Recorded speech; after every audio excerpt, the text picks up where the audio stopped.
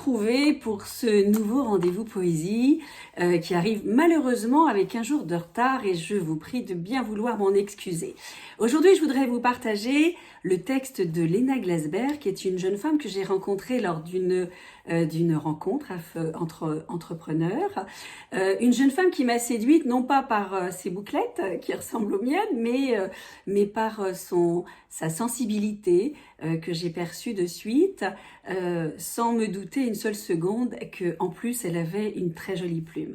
Alors Léna a participé au projet collaboratif, le second que j'ai lancé autour de la peur et sera très certainement, je pense, dans le prochain.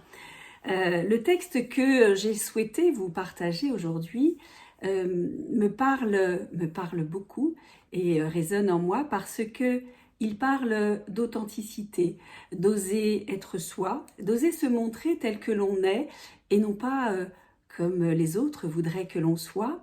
Et pour quelqu'un qui prône l'authenticité, le fait d'être vrai, eh bien, c'est un texte qui m'a énormément touchée. Je crois qu'elle a dit absolument tout ce que j'aurais pu dire moi-même dans ce texte. Alors, Léna Glasberg, je vous redonne son nom, vous pouvez la retrouver sur les réseaux sociaux, bien entendu. Et le texte que je m'apprête à vous lire s'intitule « Vivre libre, sans masque et sans compromis ».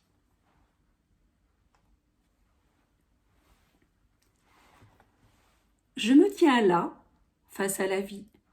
Je fais ce choix audacieux de suivre mon cœur, vivre libre, sans masque et sans compromis. Je choisis de marcher sur ce chemin escarpé, bordé de peur et de doute. Mais je me promets de ne jamais abandonner. Je mènerai ce combat parce qu'il est le chemin de ma joie. Ce combat, contre ces voix intérieures qui murmurent que je vais trop loin, que je suis trop ou pas assez. Je les briserai à coups d'amour pour cette âme que j'avais enfermée. Être libre, être soi demande du courage, un courage brut, celui de regarder ses peurs en face et de les traverser. Celui d'accepter d'être soi, c'est parfois déranger, c'est parfois perdre beaucoup pour mieux se retrouver. À quoi bon continuer de jouer un rôle pour assurer un monde qui ne m'a jamais comprise? Aujourd'hui, aussi difficile que ce soit, je fais ce deuil. Le deuil d'une version de moi qui plaisait à tout le monde, le deuil de ses amitiés et de ses liens qui ne peuvent pas suivre l'élan de ma vérité. Je laisse ce feu en moi s'exprimer, celui qui me rend infiniment vivante.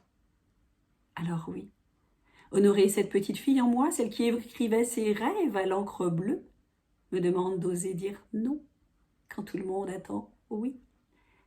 Mais elle m'offre la joie brute, celle de célébrer la vie. Alors s'il te plaît, n'aie pas peur d'être vu, d'être entendu, n'aie pas peur de briller, n'aie pas peur de déranger, et laisse-toi toucher, émerveiller par la beauté de qui tu es. Voilà, merci infiniment Léna pour ce texte magnifiquement écrit que je valide à 1000%, bien entendu.